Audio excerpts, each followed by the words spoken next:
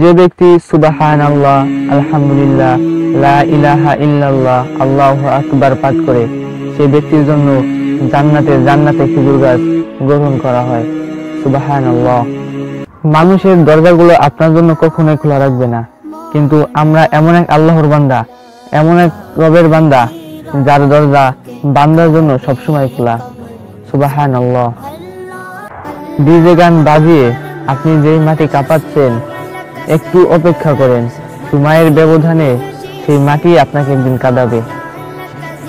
আমরা যখন আল্লাহর সাথে কথা বলি তখন তাকে কিছু বলতে লজ্জা পাবেন না। সব থেকে মজার বিষয় কি জানেন? আমরা যেটা বলতে চাই আল্লাহ সেটা জানে, তবুও তিনি শুনেন আমরা যেটা বলি। সুবহানাল্লাহ। মনে রাখবেন, ইসলাম বিজয় হবেই হবে, আপনাকে ছাড়া কিংবা আপনাকে সহ, কিন্তু আপনি বিজয় হতে পারবেন না ইসলামকে ছাড়া।